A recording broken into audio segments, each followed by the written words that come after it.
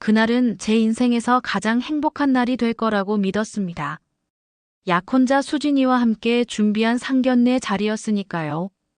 서울 강남의 한 호텔 레스토랑, 깔끔하게 차려입은 우리 부모님과 수진이 부모님이 처음 마주하는 순간이었습니다.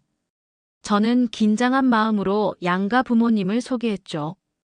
어머니, 아버지, 이쪽이 수진이 부모님이십니다.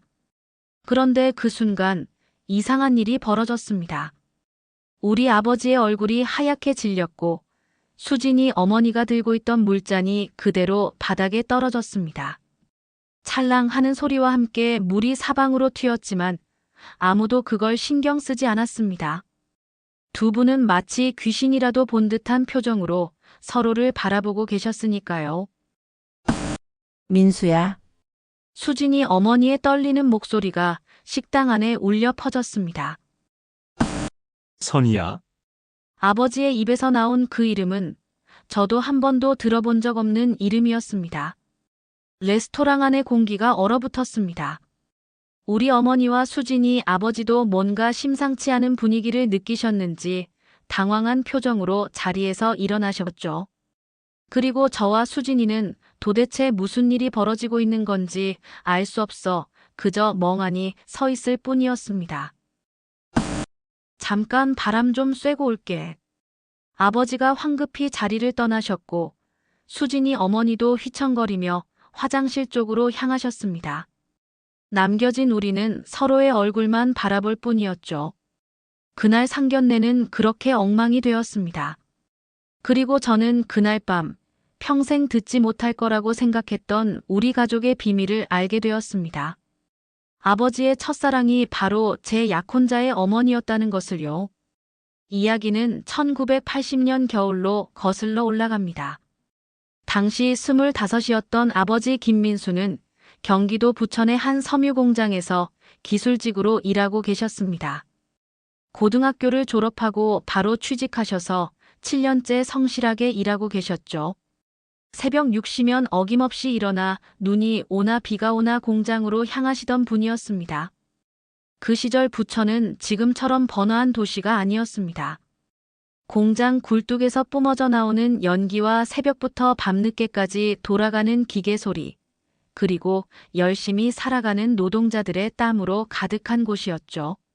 아버지는 그곳에서 묵묵히 기술을 익히며 미래를 준비하고 계셨습니다. 언젠가는 자신만의 작은 공장을 차리겠다는 꿈을 품고 계셨으니까요. 월급의 대부분을 저축하시고 틈틈이 관련 서적을 읽으시며 준비하셨다고 합니다. 그런 아버지에게 봄이 찾아온 건 그해 12월이었습니다. 공장 앞 작은 분식집에서 박선희 씨를 처음 만나셨다고 하더군요. 23이었던 선희 씨는 그 분식집 주인의 조카로 대학을 다니다가 집안 사정으로 학업을 중단하고 서울에서 부천으로 내려온 참이었습니다. 어서 오세요. 뭐 드릴까요? 처음 들은 그 목소리가 너무나 맑고 따뜻해서 아버지는 한참을 멍하니 서 계셨다고 합니다. 눈이 펑펑 내리던 날이었는데 그 분식집 안은 김이 모락모락 나는 어묵 국물 냄새와 따뜻한 온기로 가득했다고 하더군요. 라면 하나요? 겨우 그 말씀만 하시고는 구석 자리에 앉으셨답니다. 그런데 자꾸만 카운터 쪽을 힐끔힐끔 바라보게 되셨다고 해요. 하얀 앞치마를 두른 선희 씨가 능숙하게 라면을 끓이는 모습이 왠지 모르게 마음을 편안하게 만들었다고 하셨습니다. 그날 이후로 아버지는 매일같이 그 분식집에 들르셨습니다.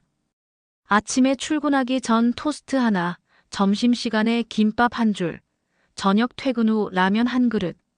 사실 공장 구내식당도 있었고 집에서 도시락도 싸오셨지만 그래도 하루에 한 번은 꼭 그 분식집에 들르셨다고 합니다. 오늘도 라면이세요? 김밥은 어때요? 오늘 재료가 아주 신선해요. 선희 씨의 밝은 웃음소리가 들릴 때마다 아버지의 하루는 조금 더 견딜만해졌다고 하더군요. 혹독한 추위 속에서도 힘든 노동 속에서도 그 웃음소리 하나면 충분했다고 하셨습니다. 두 분이 처음 제대로 대화를 나눈 건 크리스마스 이브였습니다. 평소보다 일찍 퇴근한 아버지가 분식집에 들어섰을 때 선희 씨 혼자 가게를 지키고 계셨습니다. 삼촌 내외분이 잠깐 볼 일이 있어 나가셨다고 하더군요. 마침 손님도 없던 시간이었습니다. 오늘은 일찍 오셨네요. 네. 오늘은 일이 좀 일찍 끝나서요. 크리스마스인데 어디 안 가세요? 친구들이랑 약속 같은 거. 전 별로 그런 거 안 해요. 그냥 조용히 있는 게 좋아서요. 선희 씨가 살짝 웃으셨답니다. 저도요. 저도 떠들썩한 거보다는 조용한 게 좋아요. 그래서 도서관에서 책 읽는 걸 제일 좋아했는데 요즘은 여기서 일하느라 못 가네요. 무슨 책 좋아하세요? 그렇게 시작된 대화가 2시간 넘게 이어졌다고 합니다. 문학, 음악, 꿈, 미래에 대한 이야기들. 평소에는 말수가 적으셨던 아버지가 그날은 유난히 말이 많아지셨다고 하더군요. 선희 씨도 마찬가지였답니다. 두 사람은 마치 오랜 친구처럼 자연스럽게 이야기를 나눴고 어느새 밖에는 하얀 눈이 소복이 쌓이고 있었습니다. 와, 눈 진짜 많이 왔네요. 창밖을 바라보던 선희 씨가 감탄하듯 말했습니다. 화이트 크리스마스네요. 아버지가 조심스럽게 말씀하셨습니다. 그러게요. 예쁘다. 그 순간 두 사람의 눈이 마주쳤습니다. 그리고 두 분 모두 살짝 얼굴을 붉히셨다고 하더군요. 바로 그 순간 삐익 하는 소리와 함께 가게 문이 열렸습니다. 삼촌 내외분이 돌아오신 거였죠. 아버지는 황급히 계산을 하고 나왔지만 그날 밤 잠을 한숨도 못 주무셨다고 합니다. 가슴이 두근거려서요. 그 후로 두 분의 관계는 조금씩 가까워졌습니다. 아버지는 매일 분식집에 들르셨고 선희 씨는 아버지가 좋아하실 만한 메뉴를 미리 준비해 두시곤 하셨습니다. 말은 많이 나누지 않았지만 서로의 존재만으로도 충분히 행복했던 시간이었다고 하셨습니다. 1981년 1월, 드디어 아버지가 용기를 내셨습니다. 저기, 선희 씨, 시간 되시면 영화 한 편 같이 보러 가실래요? 떨리는 목소리로 물으셨다고 합니다. 선희 씨는 잠시 놀란 표정을 짓다가 이내 환하게 웃으셨답니다. 좋아요. 언제요? 이번 주 일요일. 괜찮으세요? 네, 좋아요. 그렇게 두 분의 첫 데이트가 성사되었습니다. 일요일 오후 2시, 부천역 앞에서 만난 두 분은 서울 명동으로 향했습니다.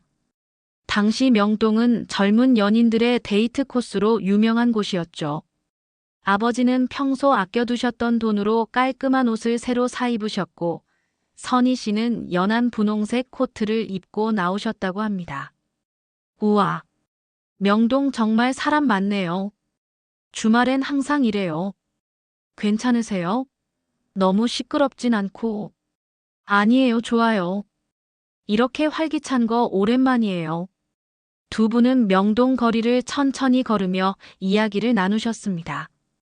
노점상에서 호떡도 사 먹고 액세서리 가게도 구경하고 레코드 가게에서는 당시 유행하던 노래들을 함께 들으셨다고 해요.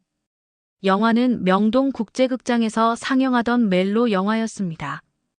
어두운 극장 안에서 두 분은 나란히 앉아 영화를 보셨습니다.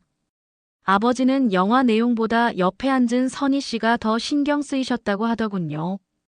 가끔씩 영화에 몰입해서 눈물을 글썽이시는 선희 씨의 모습이 아버지의 마음을 더욱 설레게 만들었답니다. 영화가 끝나고 나왔을 때는 이미 저녁 시간이었습니다. 배고프시죠? 뭐 드실래요? 민수 씨는요? 전 선희 씨가 좋아하시는 거 먹고 싶어요. 선희 씨가 빙그레 웃으셨습니다. 그럼 스파게티 먹어요. 전 양식 진짜 좋아하거든요. 당시로서는 꽤 비싼 음식이었지만 아버지는 흔쾌히 고개를 끄덕이셨습니다. 두 분은 명동의 한 양식당으로 들어가셨고 촛불이 켜진 테이블에 마주 앉으셨습니다. 여기 분위기 좋네요. 그쵸. 저 대학 다닐 때 친구들이랑 한 번 온 적 있어요. 대학 다시 다니고 싶으세요? 선희 씨가 잠시 생각에 잠기셨습니다. 글쎄요. 물론 다시 다닐 수 있으면 좋겠지만 지금은 아니에요. 지금은, 지금이 좋아요. 지금이요? 네. 분식집에서 일하는 것도 나름 재미있고 좋은 사람들도 만나고 선희 씨가 살짝 얼굴을 붉히며 말했습니다. 아버지도 덩달아 얼굴이 빨개지셨다고 하더군요. 그날 밤 부천으로 돌아오는 전철 안에서 아버지는 조심스럽게 선희 씨에게 물으셨습니다. 선희 씨, 저랑 사귀어 주실래요? 선희 씨는 잠시 놀란 표정을 짓다가 이내 환하게 웃으셨습니다. 저도 민수 씨한테 그 말 하고 싶었어요. 그렇게 두 분은 연인이 되셨습니다. 1981년 봄, 두 분의 사랑은 아름답게 꽃피었습니다. 매일 저녁 퇴근 후 분식집에 들러 짧은 시간이나마 함께 시간을 보내고 일요일마다 데이트를 하셨습니다. 한강 둔치를 걸으며 미래에 대한 이야기를 나누고 남산타워에 올라가 사랑의 자물쇠를 걸기도 하셨죠. 아버지는 선희 씨에게 자신의 꿈을 이야기하셨습니다. 저는 언젠가 제 공장을 갖고 싶어요. 크지 않아도 좋으니 제가 직접 운영하는 작은 공장이요. 그리고 직원들에게 정당한 대우를 해주고 싶어요. 제가 지금 일하는 곳은 사람을 사람으로 안 봐요. 기계처럼 쓰다가 망가지면 버리죠. 저는 그러고 싶지 않아요. 선희 씨는 진지하게 듣고 계셨습니다. 멋진 꿈이에요. 민수 씨는 분명 그런 사람이 될 수 있을 거예요. 저는 민수 씨가 그런 사람이라는 걸 알아요. 정말요? 네. 민수 씨는 착하고 성실하고 무엇보다 사람을 소중히 여기잖아요. 그런 사람이 만드는 공장은 분명 좋은 곳이 될 거예요. 선희 씨의 격려에 아버지는 더욱 힘을 내셨습니다. 더 열심히 일하시고 더 많이 저축하시고 관련 지식도 더 쌓으셨습니다. 선희 씨를 위해서 그리고 두 분의 미래를 위해서요. 여름이 되었습니다. 무더운 날씨에도 불구하고 두 분의 사랑은 더욱 뜨거웠습니다. 주말이면 인천 앞바다로 나가 바닷바람을 쏘이며 시원한 빙수를 먹고 저녁에는 포장마차에서 소주 한 잔씩 기울이며 이야기를 나누셨습니다. 선희야, 나 오늘 좋은 소식 있어. 응? 무슨 소식? 공장장님이 나를 반장으로 승진시켜 주신대. 월급도 오르고. 정말? 와, 축하해. 선희 씨가 기쁜 듯 아버지의 손을 꼭 잡았습니다. 이제 조금만 더 모으면 우리 결혼할 수 있을 것 같아. 정말? 응. 내년 봄쯤이면 될 것 같아. 물론 크게는 못하겠지만 그래도 우리 둘이 살 작은 집 정도는 마련할 수 있을 거야. 선희 씨의 눈에 눈물이 맺혔습니다.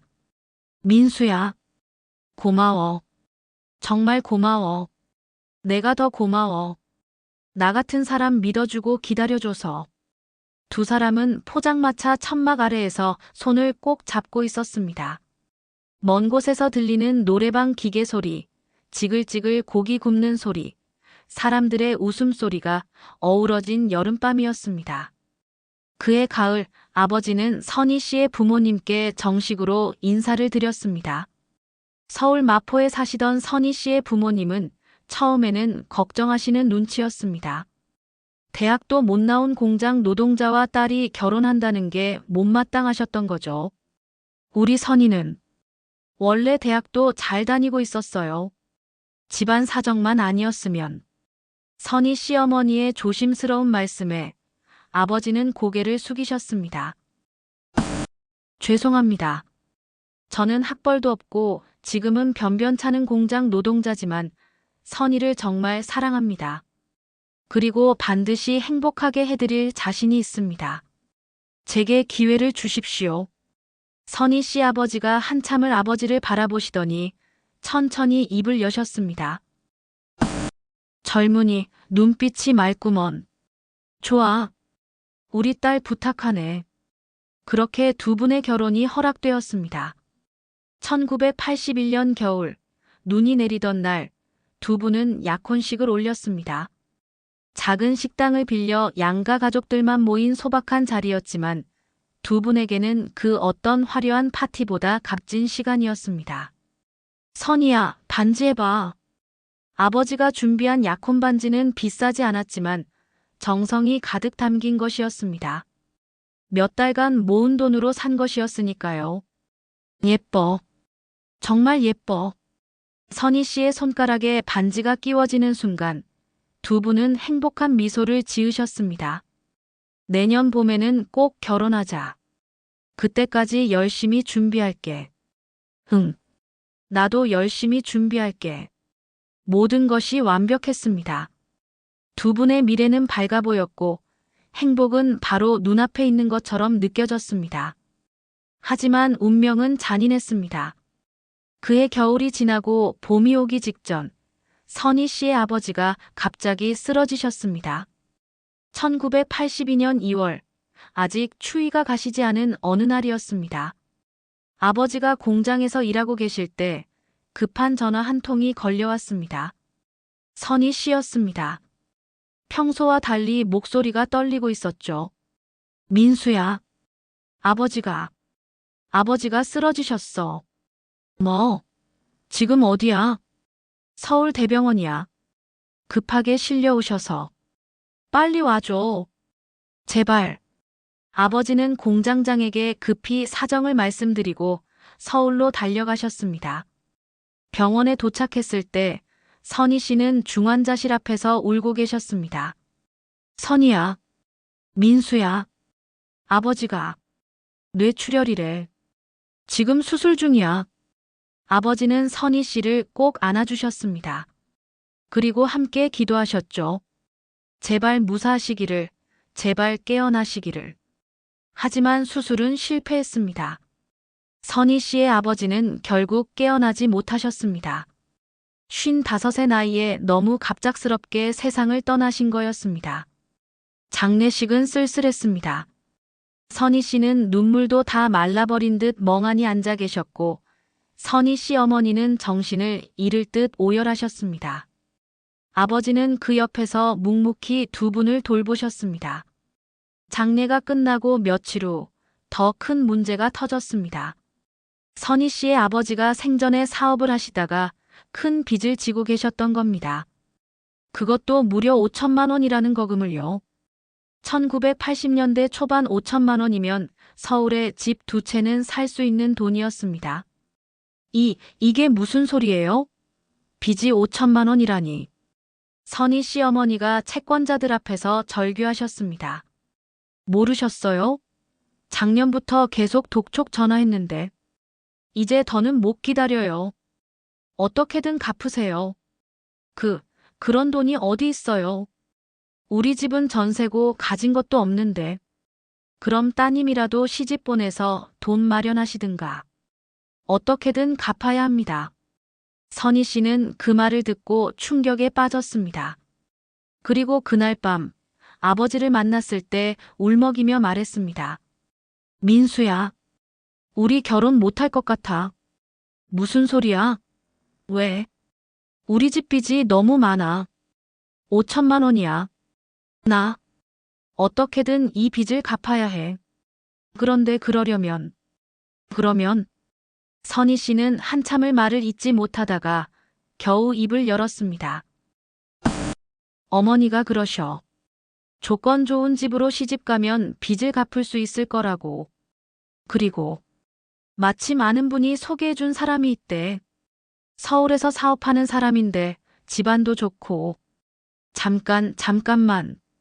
그게 무슨 소리야? 우린 약혼까지 했잖아. 미안해. 정말 미안해. 하지만 나 어쩔 수가 없어. 어머니 혼자 이 빚을 어떻게 감당해. 내가 해야 해. 내가. 선희 씨가 울음을 터뜨렸습니다. 아버지는 그 순간 온몸이 얼어붙는 것 같았다고 하셨습니다. 사랑하는 사람을 잃을지도 모른다는 공포가 엄습했죠. 선희야, 우리 같이 감당하자. 내가 도와줄게. 5천만 원이면 시간이 걸리더라도 우리 둘이 함께 갚으면 되잖아. 민수야, 고마워. 정말 고마운데 그건 안 돼. 너까지 이 빚에 묶일 수는 없어. 너는 내 꿈이 있잖아. 공장 차리는 거. 그런데 나 때문에 그 꿈을 포기할 순 없어. 내 꿈은 너랑 함께 하는 거야. 공장은 나중에 다시 생각하면 돼. 하지만 선희 씨는 고개를 저었습니다. 안 돼. 나 그렇게 이기적인 사람 안 돼. 그리고 어머니도 너무 힘들어 하셔.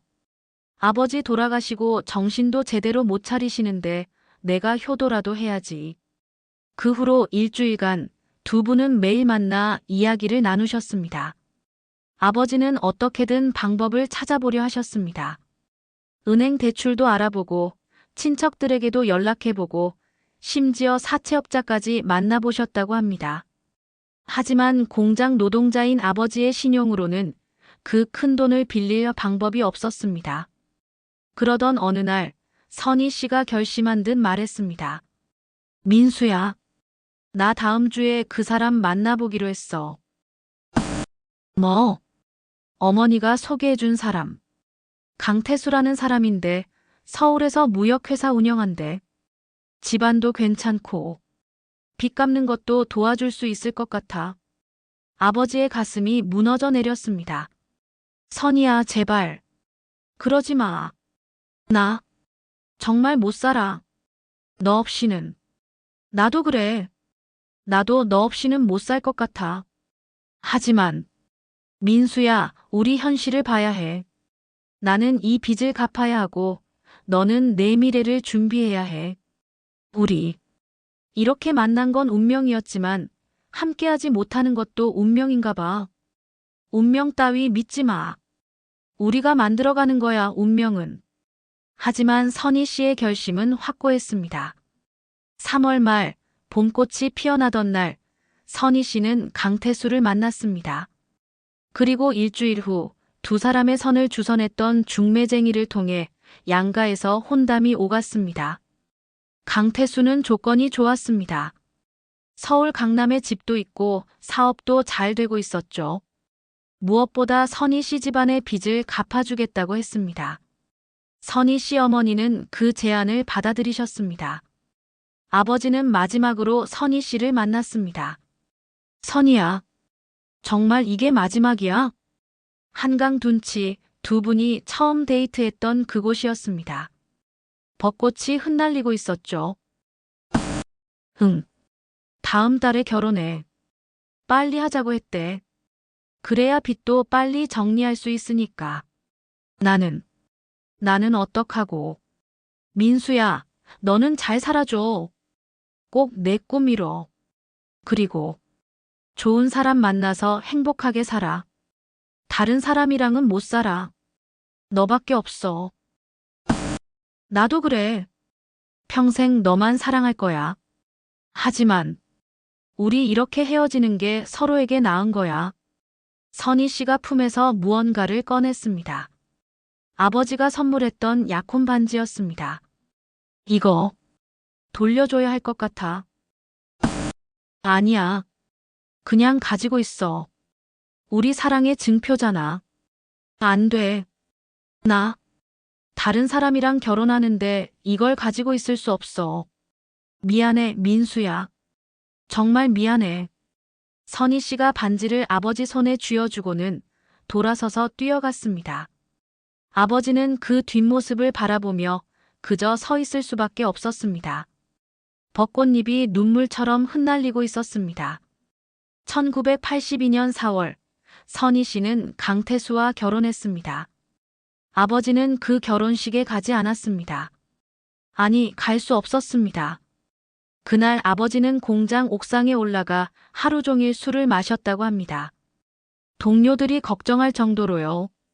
민수야, 그만 마셔. 이러다 죽겠다. 죽어도 상관없어. 난 이미 죽은 거나 마찬가지야. 정신 차려. 인생은 계속되는 거야. 넌 아직 젊잖아. 하지만 아버지에게 인생은 그날로 끝난 것처럼 느껴졌다고 합니다. 몇 달간 아버지는 폐인처럼 지내셨습니다.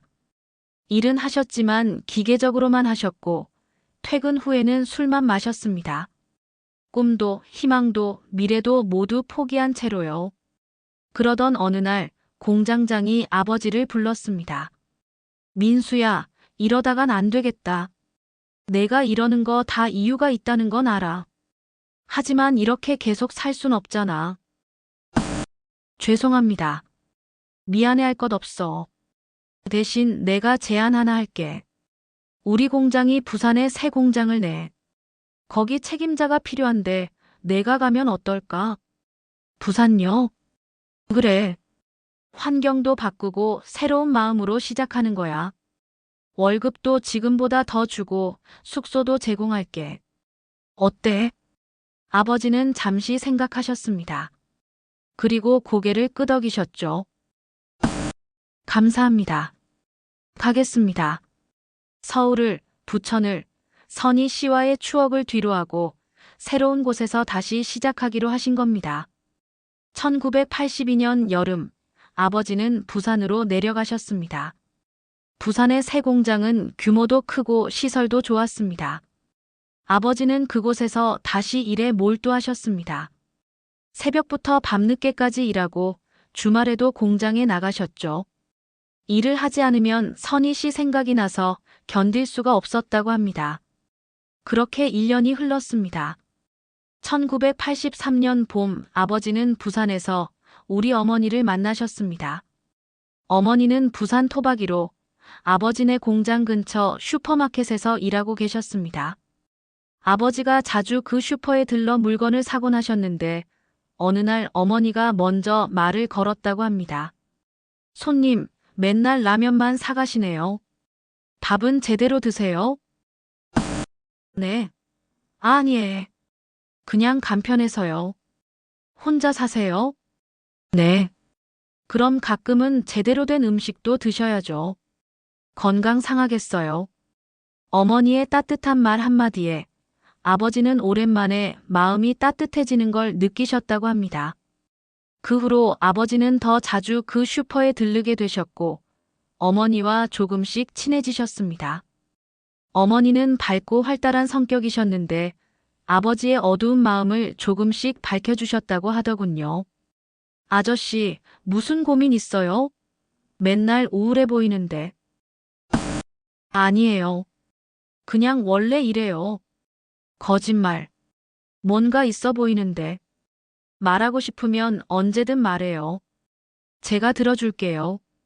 어머니의 진심 어린 관심에 아버지는 조금씩 마음을 열기 시작하셨습니다. 몇 달 후 두 분은 정식으로 만나기 시작하셨습니다. 어머니는 선희 씨처럼 지적이거나 세련되지는 않았지만 따뜻하고 밝은 분이셨습니다. 아버지의 상처를 어루만져주고 새로운 희망을 주는 사람이었죠. 하지만 아버지는 어머니에게 선희 씨에 대한 이야기는 하지 않으셨습니다. 과거는 과거로 묻어두고 새로운 시작을 하고 싶으셨던 겁니다. 1984년 봄, 두 분은 결혼하셨습니다. 소박한 결혼식이었지만 어머니는 정말 행복해 하셨습니다. 그리고 그해 겨울, 제가 태어났습니다. 김준호, 바로 저였죠. 아버지는 좋은 남편이자 아버지가 되려고 노력하셨습니다. 가족을 위해 열심히 일하시고 저를 사랑으로 키우셨습니다. 하지만 가끔씩 멍하니 먼 곳을 바라보실 때가 있었다고 어머니가 말씀하셨습니다. 여보, 뭐 생각해? 아니야. 아무것도 아니야. 어머니는 그때마다 아버지가 무언가를 숨기고 있다는 걸 느끼셨지만 묻지 않으셨다고 합니다. 지금 이 순간의 행복이 깨질까봐 두려우셨던 거죠. 한편 서울에서는 선희 씨도 새로운 삶을 살고 계셨습니다. 강태수와의 결혼 생활은 행복하지 않았습니다. 강태수는 겉으로는 신사였지만 집에서는 권위적이고 냉정한 사람이었습니다.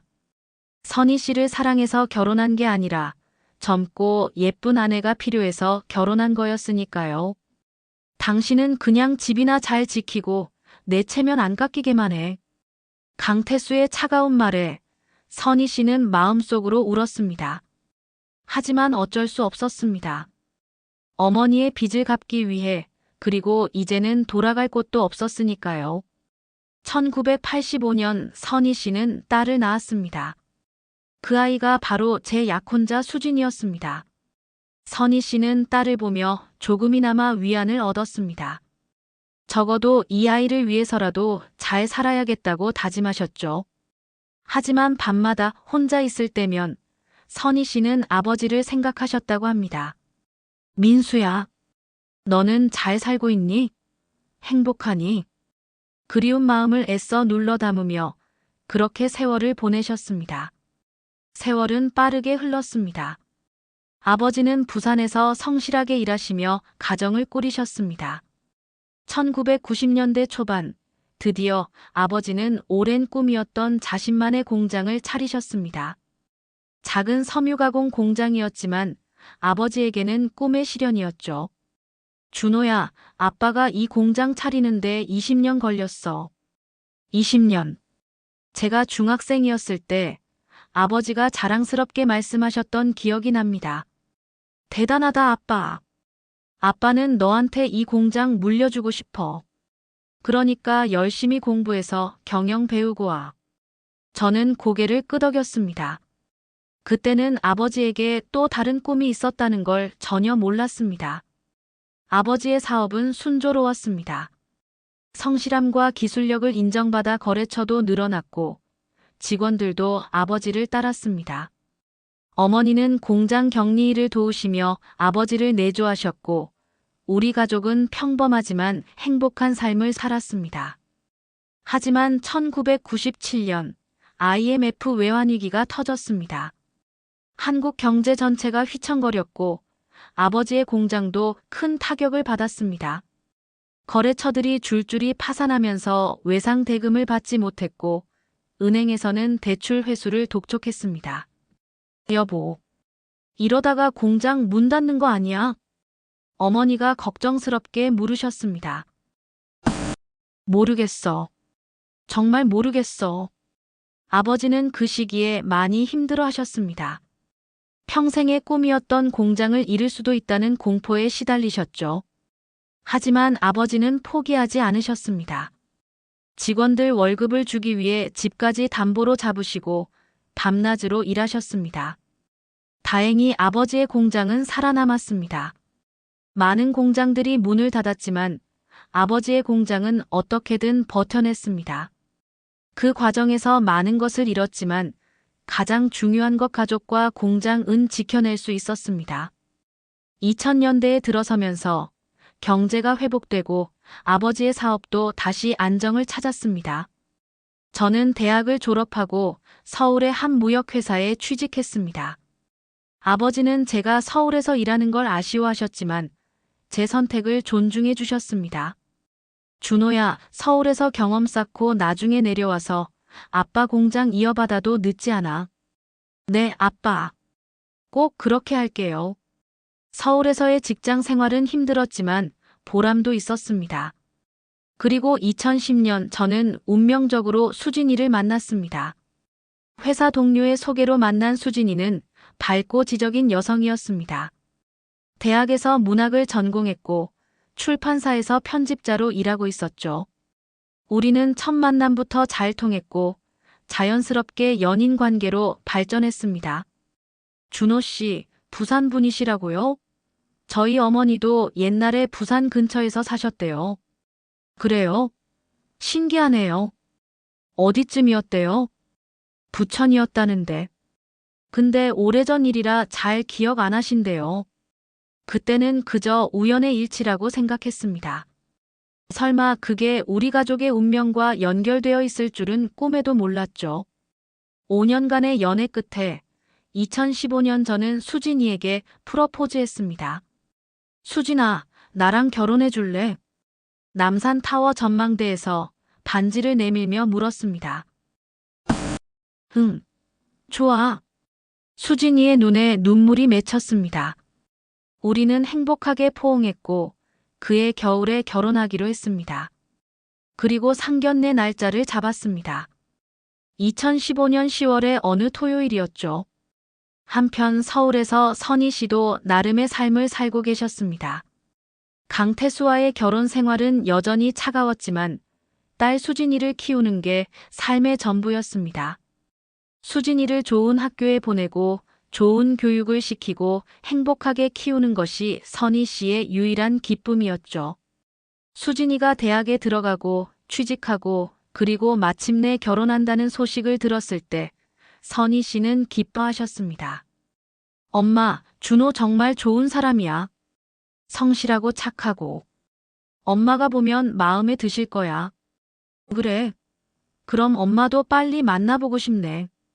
상견례 언제 하니? 다음 달이야. 준호네 부모님도 서울로 올라오신대. 어디 사시는데? 부산이야. 거기서 공장 하신대.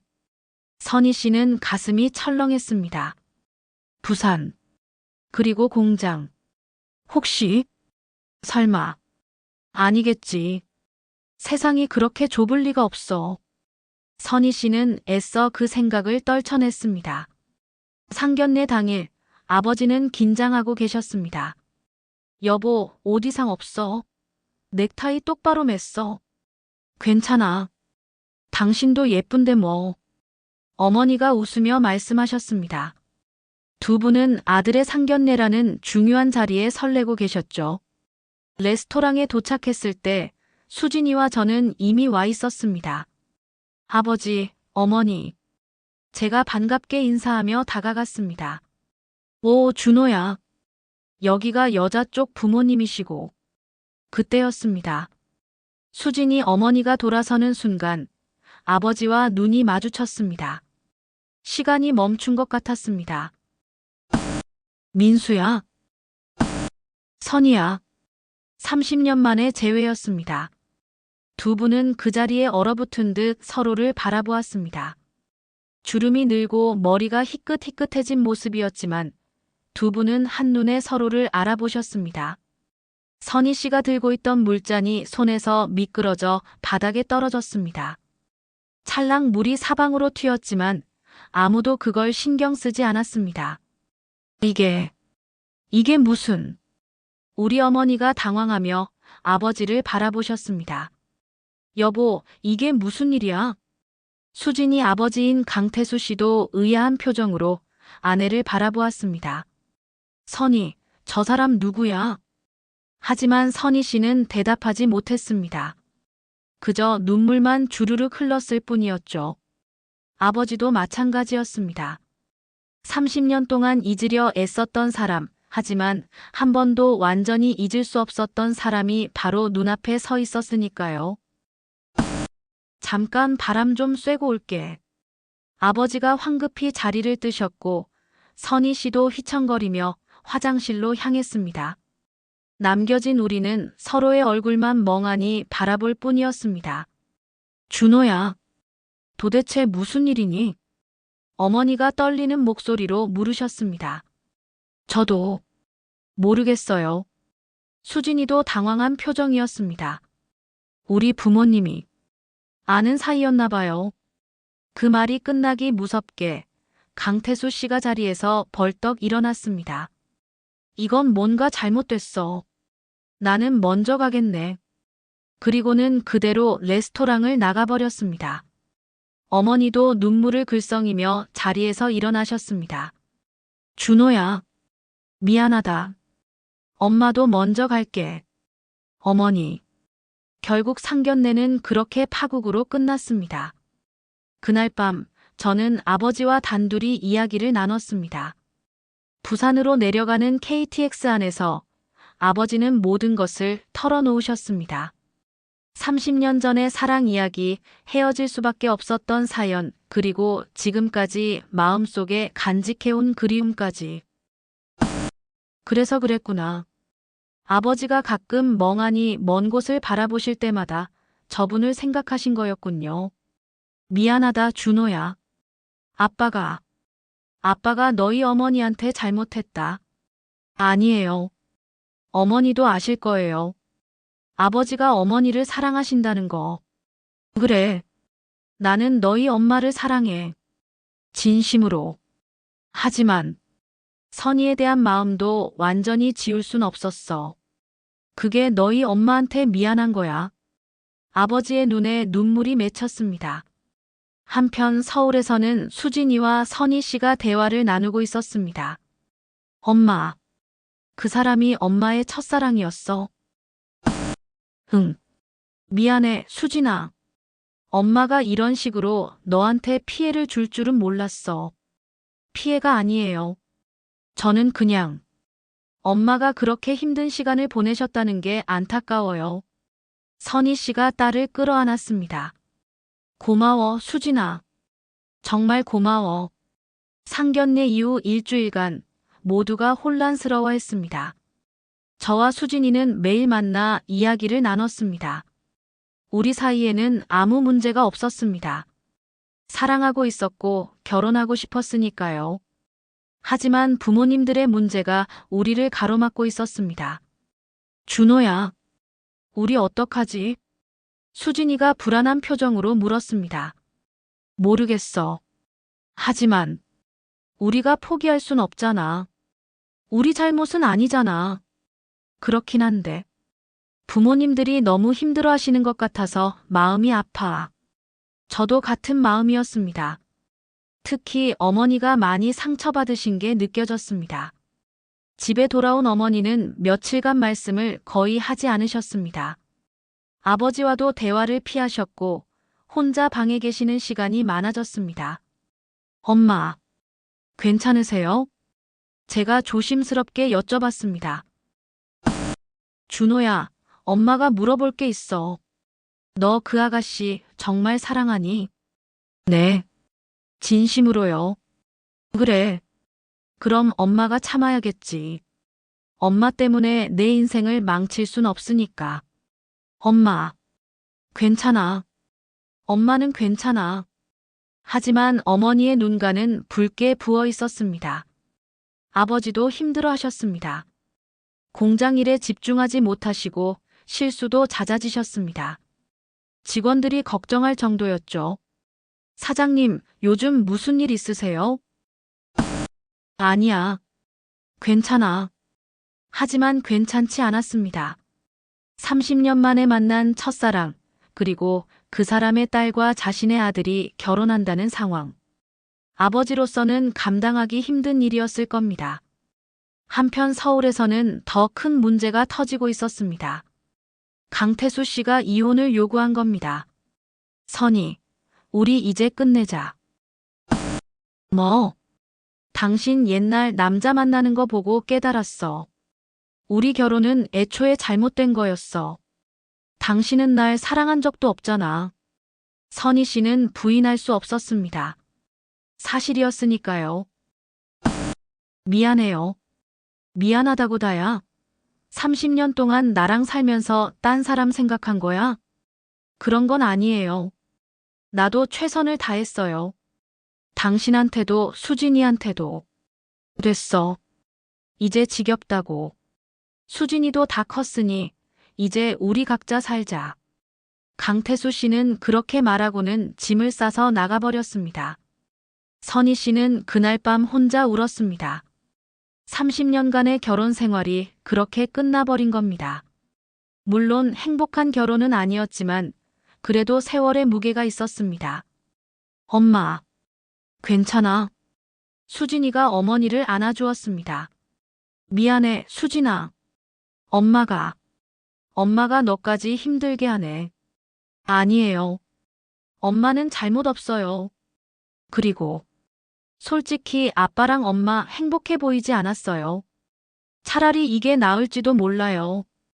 선희 씨는 딸의 품에서 한참을 울었습니다. 일주일 후 저는 용기를 내어 제안을 했습니다. 수진아, 우리 부모님들 한자리에 모시자. 그리고 제대로 이야기 나눠보자. 그게 가능할까? 해봐야지. 이대로 있을 순 없잖아. 수진이가 고개를 끄덕였습니다. 그래, 해보자. 우리는 각자 부모님을 설득했습니다. 쉽지 않았지만 결국 모두 동의하셨습니다. 2015년 11월의 어느 토요일 오후, 서울 강남의 한 조용한 카페에서 5명이 모였습니다. 아버지와 어머니, 선희 씨, 그리고 저와 수진이. 처음에는 아무도 말을 꺼내지 못했습니다. 어색하고 무거운 침묵만이 흘렀죠.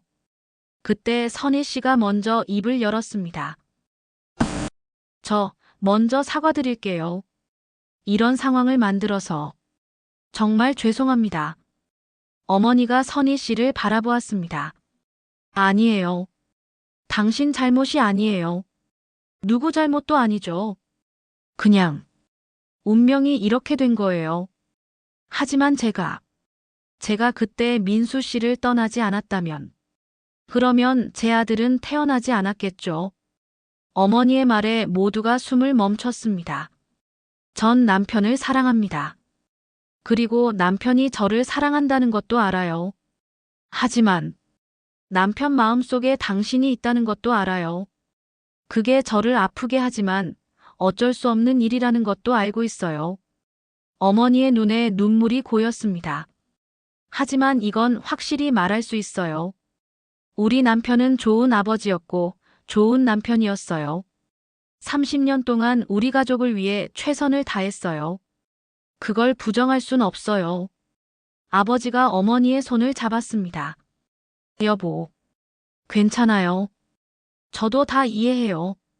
그리고 이제는 당신도 자유로워져야 할 것 같아요. 무슨 소리야? 당신 마음의 짐을 내려놓으라는 얘기예요. 30년간 혼자 짊어지고 살았잖아요. 어머니가 선희 씨를 바라보았습니다. 저도 궁금했어요. 도대체 어떤 사람이길래 우리 남편이 30년간 잊지 못했나 하고. 이제 보니 이해가 가네요. 선희 씨가 고개를 숙였습니다. 죄송해요. 정말 죄송해요. 사과하지 마세요. 당신도 희생자예요. 우리 모두 그 시절의 희생자들이에요. 아버지가 조심스럽게 입을 열었습니다. 선희야, 그동안 잘 살았니? 아니요. 행복하지 않았어요. 당신은요? 나도. 최선을 다했지만 완전히 행복하진 못했어. 두 사람의 눈이 마주쳤습니다.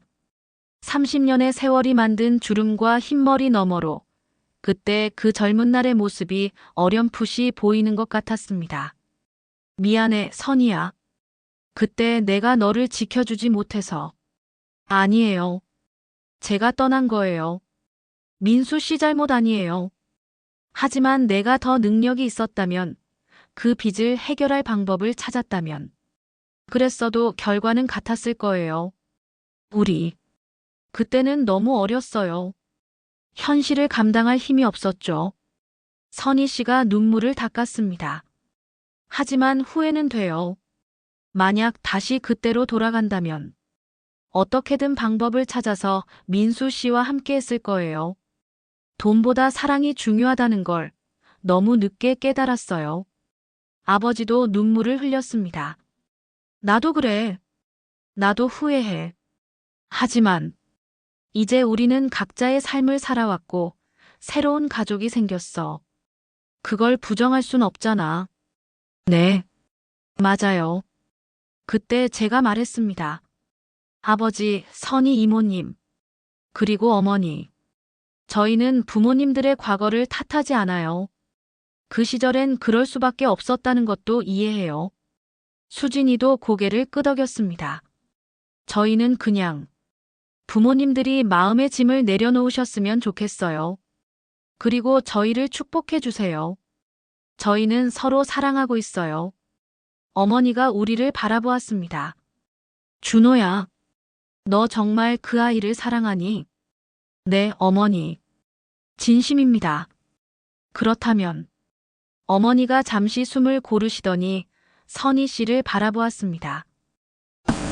당신 딸, 제가 며느리로 받겠습니다.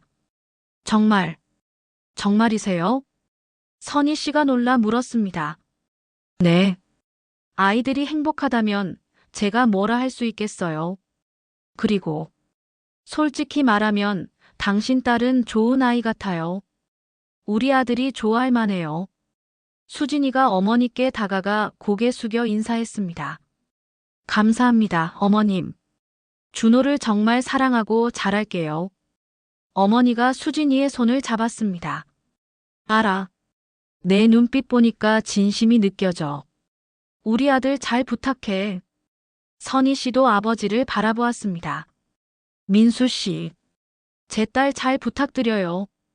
아버지가 고개를 끄덕였습니다.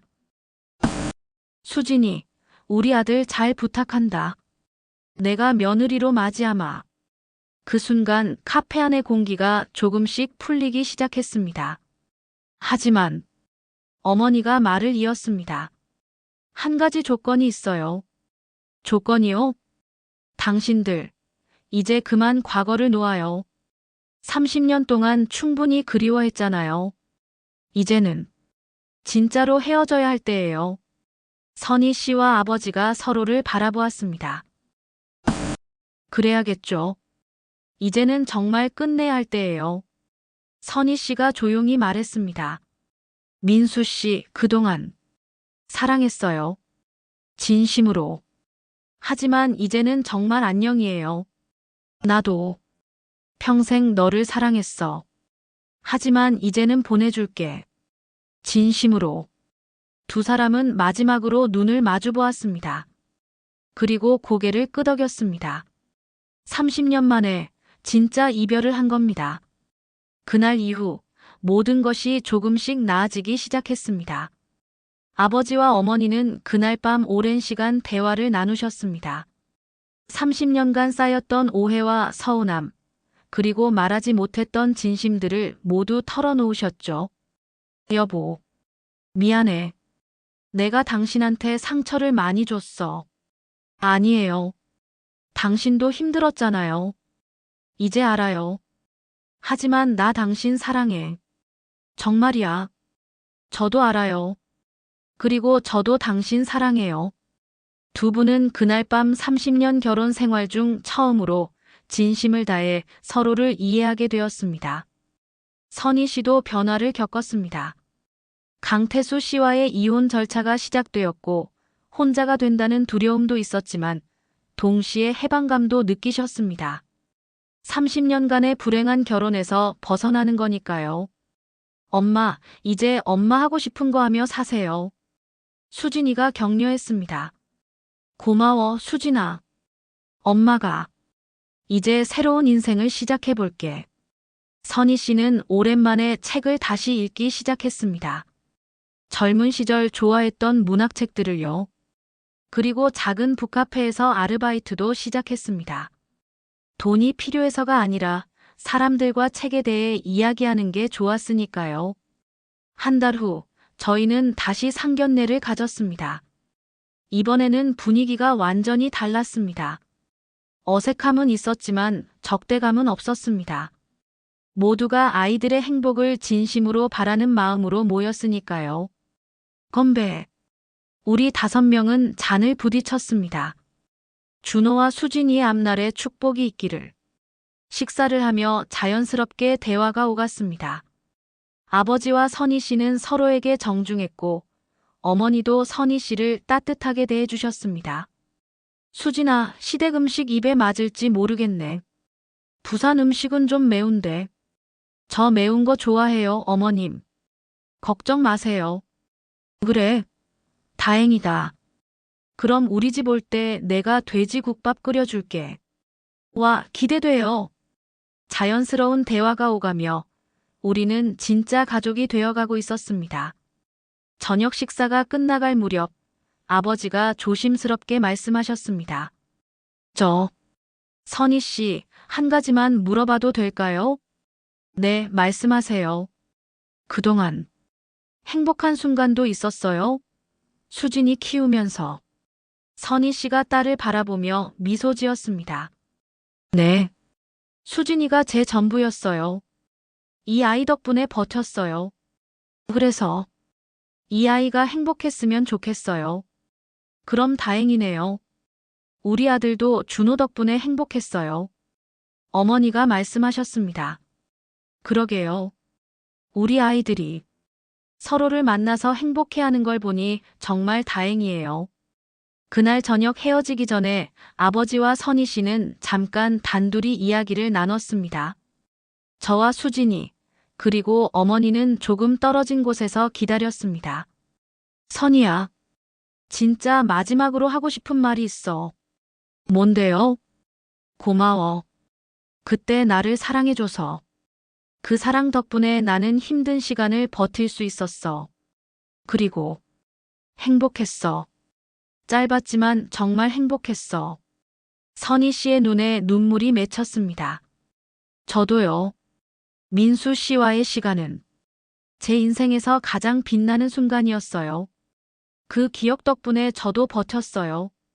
수진이 잘 키웠어. 정말 훌륭한 아이야. 준호도요.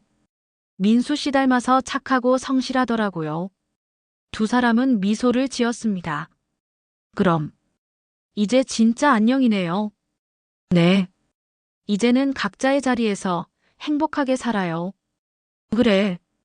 우리 애들 잘 키워서 좋은 장인 장모 되자고. 좋아요. 그렇게 해요. 두 사람은 마지막으로 악수를 나눴습니다. 30년 만에 진심으로 서로를 놓아주는 순간이었습니다. 그 후 몇 달간 모든 것이 평화롭게 흘러갔습니다. 저와 수진이는 결혼 준비를 차근차근 진행했습니다. 웨딩홀도 예약하고 신혼집도 구하고 청첩장도 만들었죠. 아버지와 어머니의 관계도 더 깊어졌습니다. 여보, 우리 다음 주 여행 가자. 여행? 갑자기? 30년 동안 제대로 된 여행 한 번 못 갔잖아. 이제 공장도 안정됐고 준호도 결혼하는데 우리도 우리 시간을 가져야지. 어머니가 활짝 웃으셨습니다. 좋아요. 어디로 갈래요? 제주도 어때? 거기서 며칠 푹 쉬면서 우리 둘만의 시간 보내자. 그렇게 두 분은 제주도로 여행을 떠나셨습니다. 그리고 그곳에서 마치 신혼부부처럼 행복한 시간을 보내셨다고 하더군요. 여보, 바다 진짜 예쁘다. 그러게. 우리 왜 진작 안 왔을까? 바빴으니까. 살기 바빴잖아. 이제는 좀 여유 있게 살자. 우리도 이제 나이 들었는데 우리 행복도 챙기면서 살아야지. 어머니가 아버지의 손을 꼭 잡았습니다. 고마워요, 여보. 그동안 고생 많았어요. 나야말로 고마워. 나 같은 사람 만나서 고생했잖아. 아니에요. 당신 좋은 사람이에요. 그리고 사랑해요. 나도 사랑해. 두 분은 석양이 지는 제주 바닷가를 손잡고 걸으셨습니다. 30년 결혼 생활 중 가장 행복한 순간이었다고 하셨습니다. 한편 선희 씨도 새로운 삶을 찾아가고 있었습니다. 이혼이 마무리되고 혼자 사는 것에 익숙해지면서 선희 씨는 젊은 시절의 꿈을 다시 떠올렸습니다. 문학 공부를 다시 하고 싶다는 꿈이요. 수진아, 엄마 대학원 알아보는 중이야. 정말요? 대단하시다다 엄마. 늦었지만 해보고 싶어. 엄마 원래 문학 전공이었잖아. 그때 못다한 공부, 이제 해보려고. 당연히 해야죠.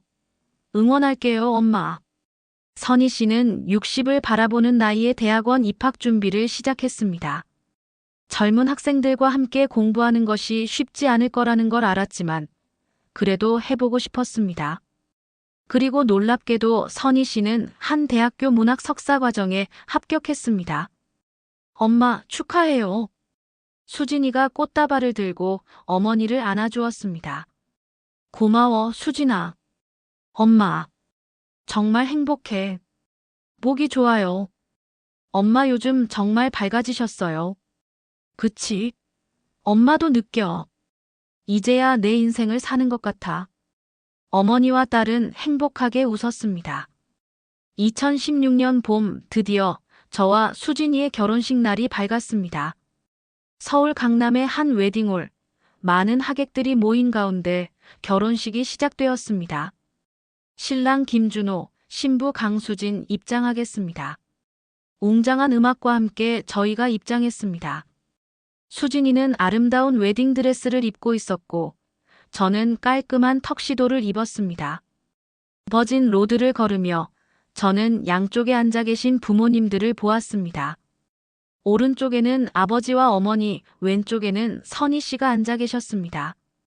세 분 모두 눈물을 글썽이며 우리를 바라보고 계셨죠. 예식이 진행되었습니다. 신랑 신부 서로를 바라보시기 바랍니다. 저와 수진이는 마주보며 손을 잡았습니다.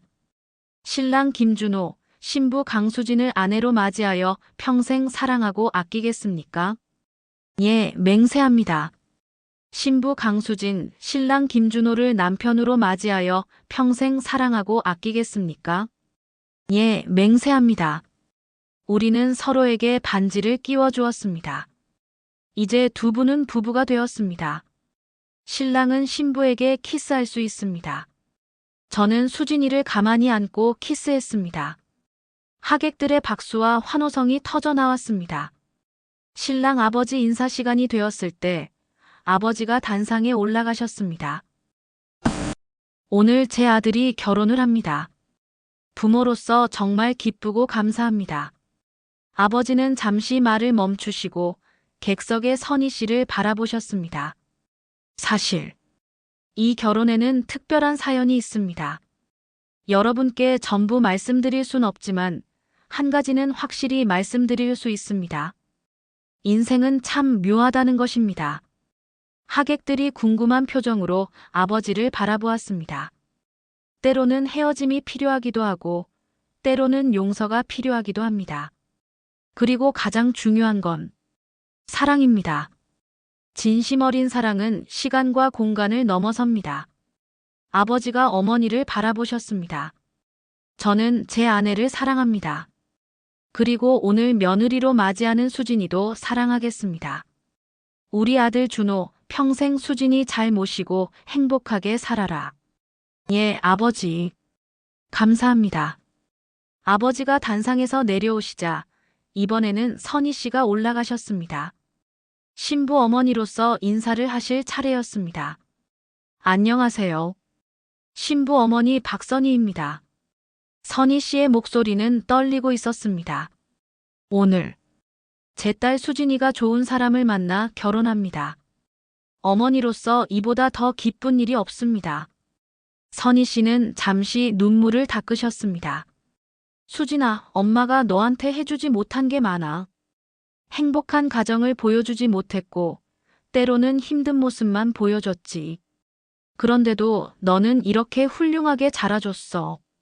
정말 고맙고 자랑스러워. 객석의 수진이가 눈물을 흘렸습니다. 그리고 사돈 어른들께 감사드립니다. 제 딸을 며느리로 받아주셔서 감사합니다. 준호 어머님, 특히 감사드립니다. 당신의 넓은 마음과 이해심에 정말 감사합니다. 어머니가 고개를 끄덕이셨습니다. 준호야, 우리 딸 잘 부탁해. 수진이는 정말 착한 아이야. 엄마가 보장한다. 평생 사랑하고 아껴줘. 예, 어머님. 꼭 그렇게 하겠습니다. 선희 씨가 단상에서 내려오시자 사회자가 다음 순서를 진행했습니다. 이제 신랑 신부가 부모님께 감사의 인사를 드리겠습니다. 저와 수진이는 양가 부모님께 큰 절을 올렸습니다. 먼저 아버지와 어머니께, 그리고 선희 씨께 그동안 키워주시고 사랑해주셔서 감사합니다. 세 분 모두 눈물을 흘리고 계셨습니다. 예식이 끝나고 피로연이 시작되었습니다. 하객들과 인사를 나누고 사진을 찍고 음식을 나누며 즐거운 시간을 보냈습니다. 그리고 피로연이 거의 끝나갈 무렵 조용히 한자리에 모였습니다. 저와 수진이, 아버지와 어머니, 그리고 선희 씨. 5명이 한 테이블에 둘러앉았습니다. 건배합시다. 아버지가 샴페인 잔을 들어 올리셨습니다. 준호와 수진이의 행복한 미래를 위하여. 건배. 우리 모두 잔을 부딪혔습니다. 땡그랑 맑은 소리가 울려 퍼졌습니다. 수진아, 우리 며느리 됐으니까 이제 편하게 말라도 돼. 어머니가 수진이의 손을 잡으며 말씀하셨습니다. 감사합니다, 어머님. 아니, 어머니. 그래, 그렇게 불러. 우리 이제 가족이니까. 선희 씨가 어머니를 바라보았습니다. 정말 감사합니다. 제가 평생 갚아도 모자랄 은혜입니다. 아니에요. 우리 이제 사돈이잖아요. 서로 도우며 살아야죠. 두 분은 미소를 주고받았습니다. 아버지가 조용히 말씀하셨습니다. 인생이 참 묘하지. 30년 전에는 상상도 못했던 일이야. 이렇게 우리가 한자리에 앉아 있을 줄은. 그러게요. 신기해요. 선희 씨가 대답했습니다. 하지만 이게 운명이었나 봐요. 우리가 헤어져야 준호와 수진이가 태어날 수 있었고 이 아이들이 만나서 사랑하게 됐으니까요. 맞아요. 결국 모든 일에는 이유가 있는 법이죠. 어머니가 말씀하셨습니다. 저는 그 순간을 바라보며 가슴이 뭉클했습니다. 서로 사랑했지만 헤어질 수밖에 없었던 두 사람. 30년간의 그리움과 아픔. 그리고 각자의 가족과 함께 살아온 시간들. 그 모든 것이 결국 이 순간으로 이어진 겁니다. 아버지, 어머니, 그리고 장모님. 제가 입을 열었습니다. 저희가 행복하게 잘 살겠습니다. 부모님들께서 이루지 못한 사랑, 저희가 대신 완성하겠습니다. 수진이도 고개를 끄덕였습니다. 저희는 부모님들의 아픔을 헛되이 하지 않을게요. 그 모든 것을 밑거름 삼아 더 사랑하고 더 행복하게 살게요. 세 분 모두 우리를 바라보며 미소 지으셨습니다. 고맙다 애들아. 아버지가 말씀하셨습니다. 너희가 행복하면 우리는 그걸로 충분해. 우리는 다시 한번 잔을 들었습니다. 우리 모두의 행복을 위하여. 건배. 5개의 잔이 공중에서 만났습니다. 따뜻한 조명 아래 우리의 웃음소리가 울려 퍼졌습니다. 그날 밤 저는 깨달았습니다. 사랑은 때로 이루어지지 못하기도 하지만 그렇다고 사라지는 것은 아니라는 걸. 그 사랑은 다른 형태로 다른 사람을 통해 이어진다는 걸. 아버지와 선희 씨의 사랑은 비록 결실을 맺지 못했지만 그 사랑이 만들어낸 두 사람 저와 수진이를 통해 완성되는 거라고요. 해시태그 에필로그 3년 후 2019년 가을 저희 집 거실에서 가족 모임이 열렸습니다. 할아버지, 할머니, 3살배기 아들 민준이가 아버지와 어머니를 향해 달려갔습니다. 우리 손주 왔네. 할아버지가 안아줄게. 아버지가 민준이를 안아 올리셨습니다. 할머니, 이거 봐요. 유치원에서 그린 그림이에요. 와, 우리 민준이 그림 정말 잘 그렸네. 어머니가 손주의 그림을 보며 환하게 웃으셨습니다. 외할머니도 왔어요? 응, 외할머니도 왔지. 민준아, 이리 와봐. 선희 씨가 손을 벌렸습니다. 민준이는 선희 씨의 품으로 달려가 안겼습니다. 외할머니, 오늘 대학교 갔다 왔어요? 응, 외할머니 오늘 수업 있었어. 선희 씨는 작년에 석사 학위를 받으셨고 지금은 박사 과정을 밟고 계셨습니다. 게다가 작은 문학 강좌를 운영하시며 충만한 삶을 사시고 있었죠. 대단하다, 우리 외할머니. 민준이가 박수를 쳤습니다. 저녁 식사 시간이 되었습니다. 수진이가 정성껏 차린 밥상에 모두 둘러앉았습니다. 아버지, 어머니, 선희 씨, 그리고 우리 가족. 자, 다 같이 건배. 건배. 우리는 모두 잔을 부딪혔습니다. 요즘 공장은 어때요, 아버지? 응, 잘 돌아가고 있어. 이제 관리자들이 다 알아서 하니까 나는 편해졌어. 그럼 이제 좀 쉬셔야죠. 그래야지. 너희 엄마랑 여행도 다니고. 어머니가 웃으셨습니다. 다음 달에 유럽 여행 가기로 했어. 평생 꿈이었거든. 와, 좋으시겠다. 선희 씨도 같이 가시죠. 우리 셋이서. 어머니가 선희 씨에게 제안했습니다. 정말요? 제가 가도 돼요? 당연하죠. 우리 이제 가족인데. 같이 가요.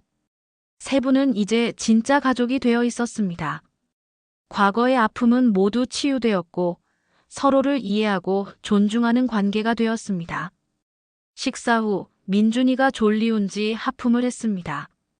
민준아, 할아버지가 이야기 하나 들려줄까? 좋아요. 아버지가 민준이를 무릎에 앉히셨습니다. 옛날 옛적에 한 젊은이가 있었어. 그 젊은이는 아름다운 아가씨를 사랑했지. 그래서요? 그런데 두 사람은 함께할 수 없었어. 여러 가지 이유로 헤어져야 했지. 슬프다. 응, 슬펐어. 하지만 두 사람은 각자 다른 사람을 만나 가정을 꾸렸고 행복하게 살았어. 그리고 세월이 흘러 그들의 아이들이 만나서 사랑하게 됐단다. 우와, 신기해요. 그렇지. 인생은 참 신기한 거야. 때로는 슬픈 일도 있고 헤어짐도 있지만 결국 모든 것은 다 이유가 있는 법이야. 민준이가 고개를 끄덕였습니다. 할아버지, 그 이야기 실화예요? 응, 실화란다. 주인공이 누구예요? 아버지가 우리를 둘러보시며 미소 지으셨습니다. 바로 여기 있는 사람들이야. 민준이가 눈을 동그랗게 떴습니다. 정말요? 응, 정말이야. 그리고 그 이야기의 해피엔딩은 바로 너야. 우리 민준이. 아버지가 민준이를 꼭 안아주셨습니다. 그날 밤 모두가 돌아가고 난 후 저와 수진이는 조용히 이야기를 나눴습니다. 여보, 오늘 참 좋았어. 응, 나도. 우리 가족들 모두 행복해 보여서. 그러게. 처음 상견례 때 생각하면 정말 많이 달라졌지. 맞아. 그때는 어떻게 될 줄 알았는데. 수진이가 제 손을 잡았습니다. 우리 부모님들 정말 대단하신 것 같아. 그 아픔을 이겨내시고 서로를 용서하시고. 그러게. 우리도 부모님들처럼 살아야지. 무슨 일이 있어도 서로 이해하고 용서하면서. 응. 약속해. 우리는 서로를 바라보며 미소 지었습니다. 창밖에는 가을 달빛이 환하게 빛나고 있었습니다. 우리의 미래도 그 달빛처럼 밝게 빛날 거라고 믿으며 우리는 서로를 껴안았습니다. 해시태그 마무리 독자에게 전하는 메시지. 사랑은 때로 이루어지지 못하기도 합니다. 아무리 진심으로 사랑해도 현실의 벽 앞에서 무너지기도 하죠.